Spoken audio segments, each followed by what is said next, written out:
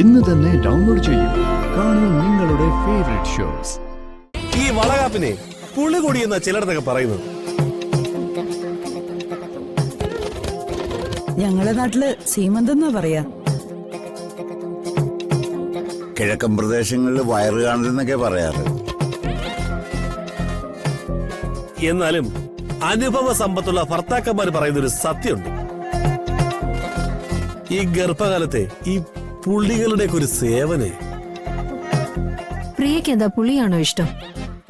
അമ്പോ പ്രിയ ഐശുവിനെ ഗർഭിണിയായിരിക്കുന്ന സമയത്താ ഞാൻ കേരളത്തിൽ ഇത്രയും പുളിയുണ്ടെന്ന് അറിയുന്നു. ഈ ജേട്ടൻ എന്നെ നാണം കെടുത്താൻ തുടങ്ങി.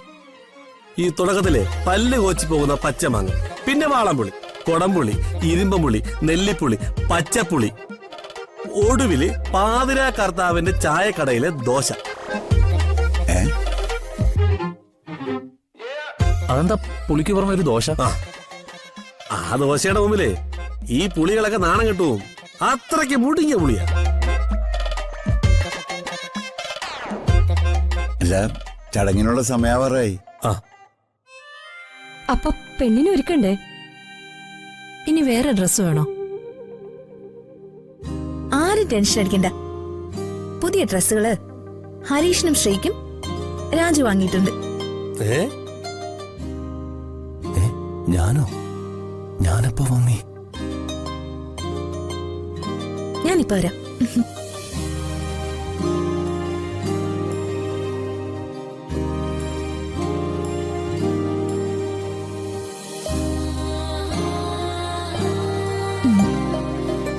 ഇത് പെങ്ങൾക്കും കുഞ്ഞളീനും കൂടി ആങ്ങളെ വാങ്ങിയ ഡ്രസ്സ്.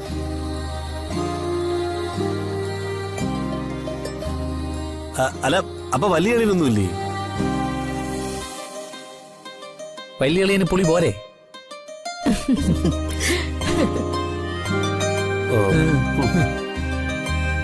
ഇത് വില കൂടിയ സാരിയാണല്ലോ. വില എത്രയാവട്ടെ, ഋതുമോള് വാങ്ങിച്ചു കൊടുത്തല്ലോ. മോളെ, പോയി ശ്രീമോളെ ഒരുക്കി കൊണ്ടുവാ. ചെറുങ്ങ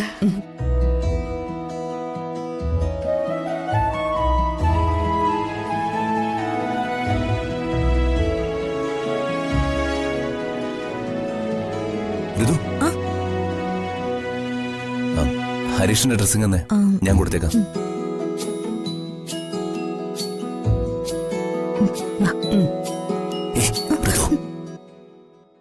ഈ ഡ്രസ്സൊക്കെ എപ്പോ മേടിച്ചു? അതൊക്കെ ഞാൻ മേടിച്ചു. വിട്ടെ, എനിക്ക് പെണ്ണിനെ ഒരുക്കാനുണ്ട്.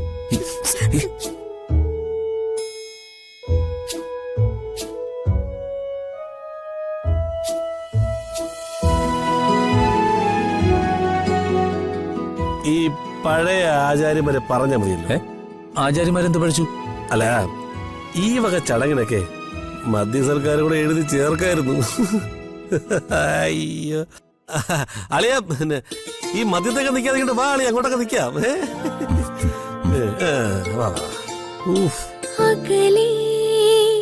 നോവിനാലേ